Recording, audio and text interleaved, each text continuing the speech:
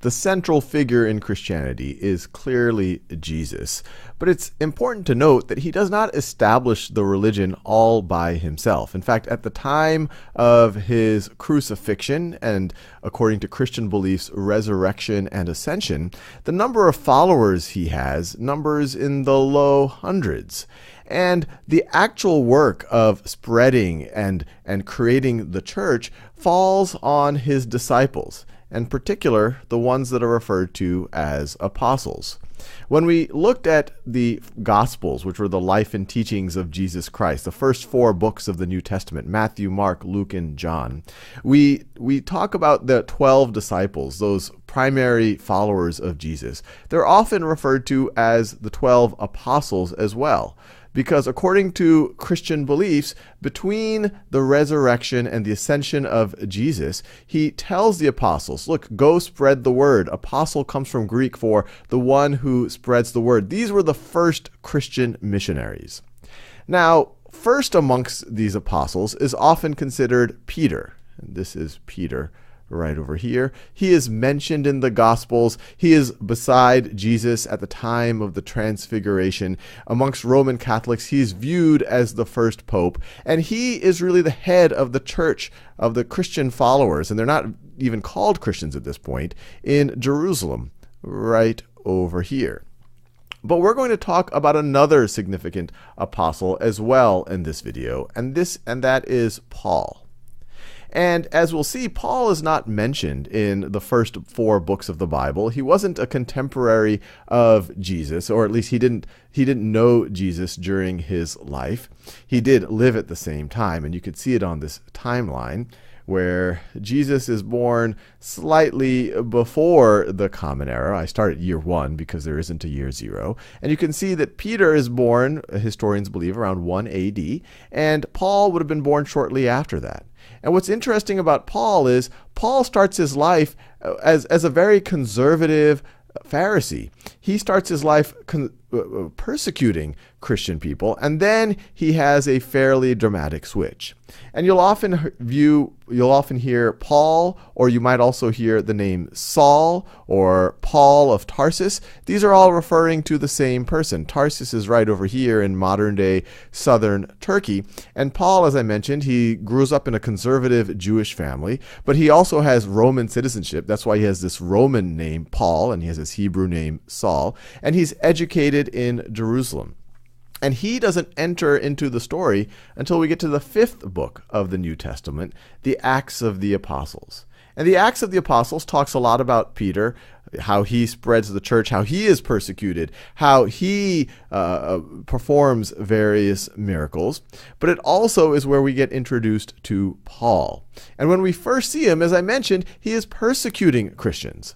So as this church of Jerusalem starts to get established, Peter puts a fellow by the name of Stephen in charge of distributing alms to widows that are coming to them. And Stephen, and this is a narrative that you'll hear often in the New Testament, he starts to get on the nerves of the religious establishment, the Jewish religious establishment, who think that he's a blasphemer, that his beliefs are threatening them. And so there's this famous trial, once again with the Sanhedrin, and the trial of Stephen. And here I have an account form of that trial, or near the end of that trial, from the book of Acts. And during that trial, Stephen goes into this long account of what the teachings of Jesus are and how they're justified by what is mentioned in the Old Testament. He actually does a fairly long account of it. And then he also is fairly rebellious. He says, look, you, the establishment, what prophet have you not persecuted before? And so this really angers them. And so we read from the book of Acts, they all rushed at him, dragged him out of the city, and began to stone him. Meanwhile, the witnesses laid their coats at the feet of a young man named Saul. And we see him right over here depicted in this painting. And Saul approved of their killing him. On that day, a great persecution broke out against the church in Jerusalem, and all except the apostles were scattered throughout Judea and Samaria. Godly men buried Stephen and mourned deeply for him. But Saul began to destroy the church. Going from house to house, he dragged off both men and women and put them in prison. So he is a pretty fervent persecutor of Christians. And it goes even further. So then we go on to read in the book of Acts. Meanwhile, Saul was still breathing out murderous threats against the Lord's disciples. He went to the high priest and asked him for letters to the synagogues in Damascus, so that if he found any there who belonged to the way, whether men or women, he might take them as prisoners to Jerusalem. As he neared Damascus on his journey. So this is going to be an interesting thing. He's so fervent. He goes to the high priest and says, I want to persecute these Christians wherever they are. I'm going to go to Damascus and see if I can persecute them there. As he neared Damascus on his journey, suddenly a light from heaven flashed around him. He fell to the ground and heard a voice say to him, Saul, Saul, why do you persecute me? And this is an image of this narrative in the Bible. Who are you, Lord? Saul asked. I am Jesus, whom you are persecuting, he replied. Now get up and go into the city being Damascus, and you will be told what you must do. And Paul is blinded by this event. He's blind for 3 days. He goes to Damascus, and he is healed by a follower of Christ. And at that moment, he completely does a 180. He goes from being one of the chief persecutors of the Christians to being one of the chief believers, and he starts to aggressively spread the faith. And so that brings us, so let's go to this map, because what's significant about Paul is Peter was, you could really view him as the first head of the church, especially after Jesus, but he primarily viewed it as something to spread amongst the Jewish people. There are events, for example, in Acts where he does realize, hey, maybe I should be, that the word of Jesus should go beyond the Jewish people, should go to the non-Jews, referred to as Gentiles. But Paul, and you can see in the map here, he has this revelation, I guess you could say, as he's approaching Damascus, and he goes back to Jerusalem, and he tries to convince the other followers. And you can imagine they're quite skeptical of this person who was shortly before persecuting them. But he eventually convinces them, and he goes on multiple missionary journeys spreading the faith. And his center of operations is at Antioch, and he's a significant figure who helps build the church at Antioch. And what's interesting about the church of Antioch, it ends up being a very significant church, is that at Antioch, the Christians, or the Christian faith, is not just spread to the Jewish people, they're spread to the non-Jews, to the Gentiles. And it's actually at the church of Antioch that the followers of Jesus Christ, according to biblical accounts, were first referred to as Christians. And so what you see on this map here are the various missionary journeys that Paul, who is a Roman citizen, was able, or Saul, depending on which name you want to use, was able to do through especially the Eastern Roman Empire. So in the mid-40s here, in the mid-40s, right over here, he does a missionary journey. Once again, Antioch is his base. He goes to Cyprus and southern what we would call Turkey today.